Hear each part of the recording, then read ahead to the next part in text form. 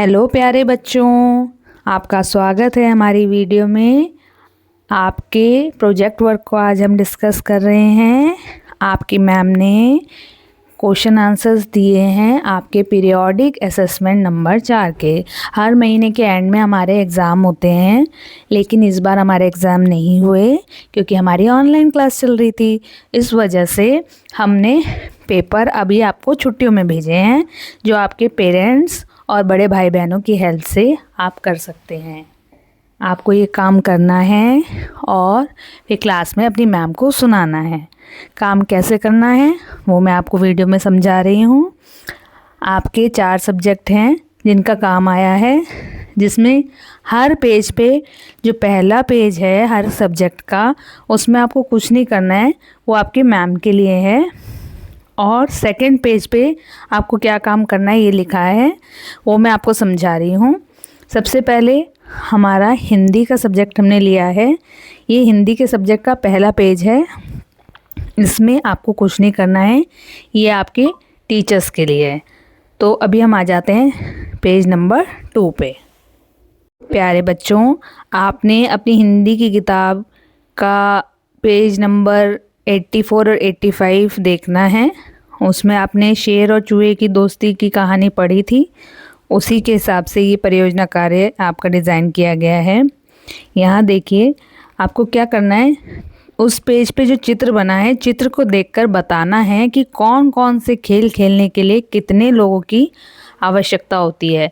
जब आप और आपके दोस्त या भाई बहन मिलकर गेम खेलते हैं तो आप कौन सा खेल खेलते हैं और उसमें कितने लोग लगते हैं। पहले आपको लिखना है कि अकेले खेले जाने वाले खेल कौन से होते हैं, उन खेलों के नाम लिखने हैं।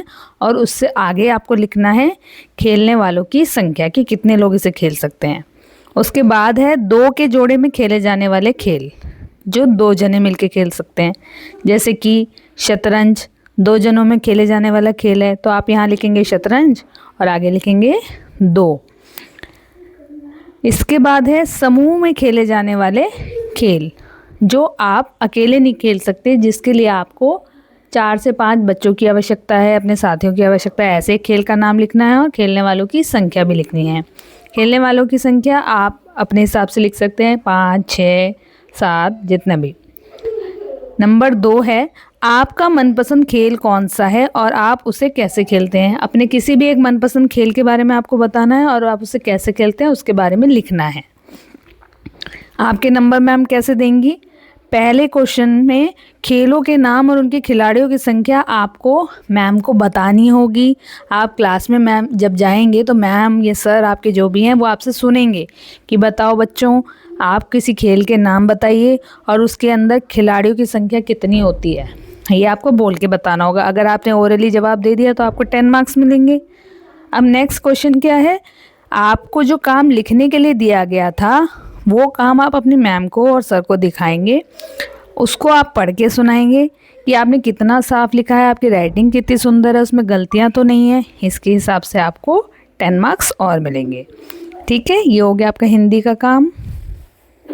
अब आ जाते हैं अपने गणित पर। गणित क्या है बेटा? हमारा मैथ्स का सब्जेक्ट है। मैथ्स के सब्जेक्ट में हमने लंबाई नापना सीखा, अलग अलग पैमानों का इस्तेमाल करके, अलग अलग चीज़ों का इस्तेमाल करके दीवारों को, दरवाज़ों को, बिस्तर, मेज, पौधे आदि को नापना सिखाया होगा आपके मैम ने क्लास में भी।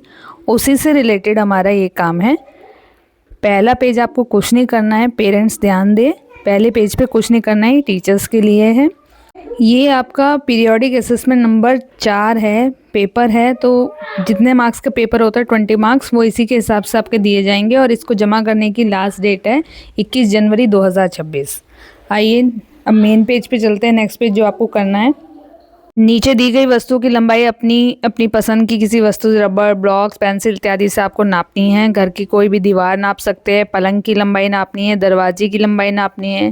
घर में कोई अन्य वस्तु मिले जिसे आप नापना चाहते हैं, आप उसकी नाप सकते हैं।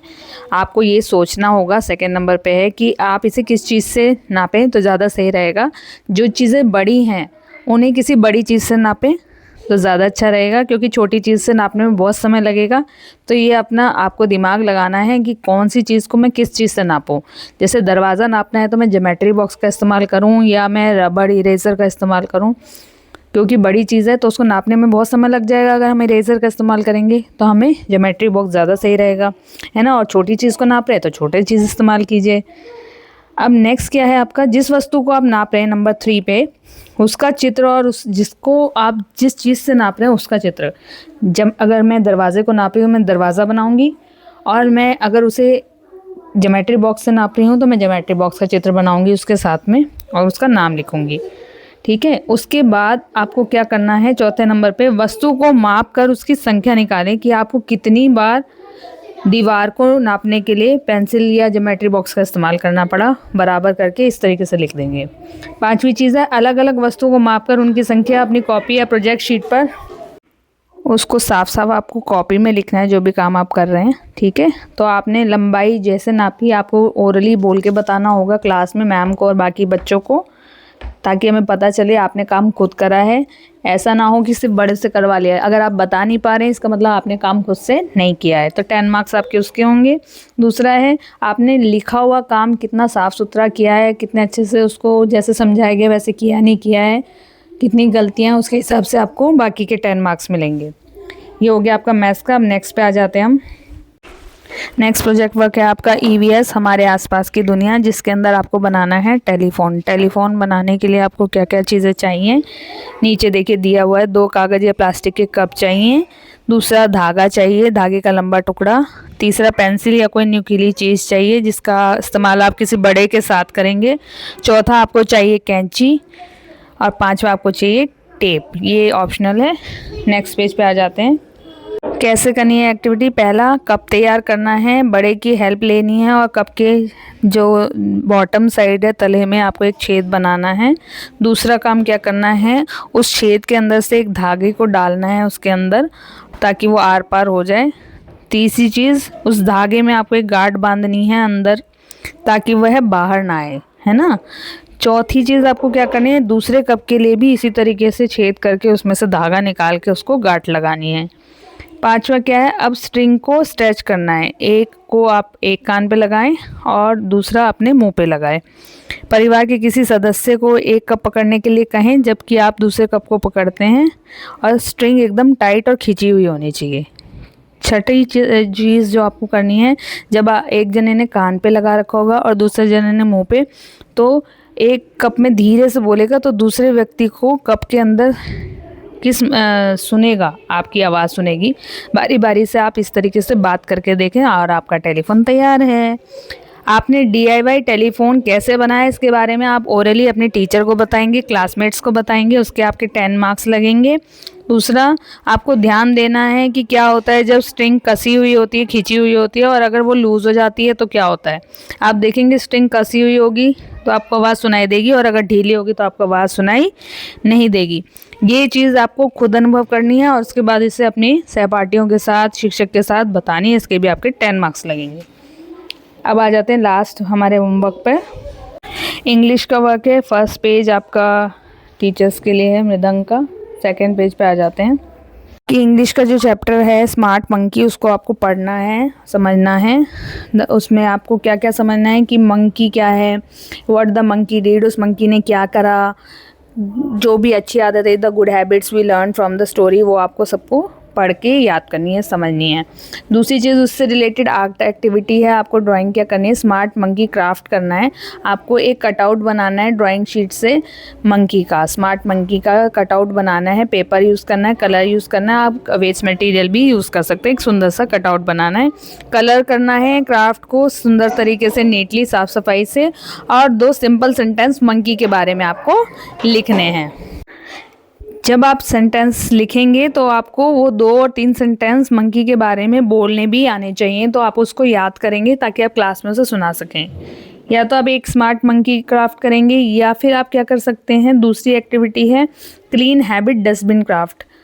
आपको इसमें क्या करना है, एक डस्टबिन बनाना है पेपर कप से, एक बॉक्स बनाना है, एक क्या कहते हैं किसी वेस्ट मटेरियल से, ठीक है, और पे small paper pieces inside the dustbin, और उसके अंदर आपको छोटे छोटे पेपर पीस उसके डस्टबिन के अंदर रखने हैं और 2 सेंटेंस लिखने हैं डस्टबिन के बारे में। छोटा सा आप पेपर कप से आप डस्टबिन बना दीजिए, उसके अंदर थोड़ा सा कूड़ा दिखाने के लिए पेपर कटिंग्स डाल दीजिए और डस्टबिन लिख दीजिए उसके ऊपर। फिर डस्टबिन के बारे में आप 2 लाइनें लिखिए, ठीक है, और वो लाइंस क्लीन हैबिट के बारे में आपको बोलनी भी है और फॉलो भी करनी है घर के अंदर, ठीक है। या तो अंकी क्राफ्ट बनाइए या क्लीन डस्टबिन वाली एक्टिविटी आप कर सकते हैं, दोनों में से कोई एक। तीसरा आपको क्या करना है, A4 साइज कलर शीट पे कुछ ऑब्जेक्ट्स ड्रॉ करने हैं जो आप साफ़ सफाई के लिए यूज़ करते हैं और अपने आसपास के एरिया की जिससे सफाई करते हैं उनकी ड्राइंग करनी है, उनके नाम लिखने हैं, ठीक है। सब काम साफ़ सुथरा होना चाहिए, करेक्ट होना चाहिए, स्पेलिंग मिस्टेक नहीं होनी चाहिए। हर जो भी सेंटेंस आप शुरू कर रहे हैं उसका पहला लेटर कैपिटल होना चाहिए और उस सेंटेंस के एंड में आपको फुल स्टॉप लगाना है, तो ये पंक्चुएशन मार्क्स का ध्यान रखेंगे। उसके बाद क्या करना है, take care of spacing between words. ऐसा नहीं है सारे वर्ड्स के बीच में जगह ना हो, आपको स्पेसिंग का ध्यान रखना है, 1 उंगली का गैप होना चाहिए सबके बीच में, ठीक है। स्पेलिंग सही होनी चाहिए। अपने बड़ों की मदद आप ले सकते हैं। जैसा भी आप ओरली वहाँ पे आर्ट एंड क्राफ्ट एक्टिविटी जो भी आप बना के लाए हैं उसके बारे में जब आप क्लास में बोलेंगे उसके आपको 10 मार्क्स मिलेंगे, और आपका रिटन वर्क और ड्राइंग वर्क जितना सुंदर और नीट एंड क्लीन बढ़िया होगा, जितना क्लियर होगा, उसकी क्रिएटिव कलरिंग के आपको 10 मार्क्स और मिलेंगे। तो ये हो गया का इंग्लिश का काम। नेक्स्ट पे चलते हैं। लास्ट वर्क है हमारा को करिकुलर एक्टिविटी का। पहला पेज में आपको कुछ नहीं करना है, ये आपके टीचर्स के लिए है। सीधा नेक्स्ट पेज पे आ जाएंगे हम। स्टिक पपेट बनाना है बच्चों, आपको स्टिक पपेट मैम ने बनाना सिखाया होगा क्लास में। अपने पसंद के किसी भी जानवर का आप स्टिक पपेट बना सकते हैं आइसक्रीम स्टिक की इस्तेमाल करके, और जानवर की आप मास्क क्रिएट करेंगे और उसके ऊपर लगाएंगे और स्टिक पपेट बनाएंगे। पपेट बनाने के लिए विद्यार्थी ज्ञानोदय चैनल पर उपलब्ध वीडियो की सहायता ले सकते हैं। आपके हमारे जो MCD का चैनल है ज्ञानोदय चैनल, उसके ऊपर स्टिक पपेट कैसे बनाना उसकी वीडियो है, उसको यूज़ कर सकते हैं। तीसरा है शीतकालीन अवकाश के बाद कक्षा में अपना पपेट गीत या कविता प्रस्तुत करना। आपने जो भी जानवर बनाया है अपने पसंद का उसके बारे में कुछ लाइनें बोलनी है, पोएम हो सकती है, उसके बारे में कोई स्टोरी हो सकती है, वो आपको सुनानी है, ठीक है। गाना भी गा सकते हैं उसके बारे में, है ना। मान लो मैंने तोते का पपेट बनाया तो मैं गाना गा सकती हूँ, मैं तोता हरे रंग का हो दिखता, इस तरीके से, ठीक है। वो आपको क्लास में सुनानी है। जब आप उसको सुनाएंगे तो आपको 10 मार्क्स मिलेंगे, और आप जब उस को बताएंगे कि आपने कैसे उस पपेट को बनाया है तो उसके भी आपको 10 मार्क्स मिलेंगे। तो अपने पेरेंट्स के साथ इसे बनाइए और क्राफ्ट को एंजॉय कीजिए। कितनी अच्छी एक्टिविटी है ना बच्चों। तो ये आपका काम हो गया है कंप्लीट, और आपको मिल गए हैं सभी में 20 में से 20, है ना। जब आप अच्छा काम करेंगे तो enjoy your work and do like subscribe my channel और अच्छी वीडियोज़ के लिए। Thank you, good bye.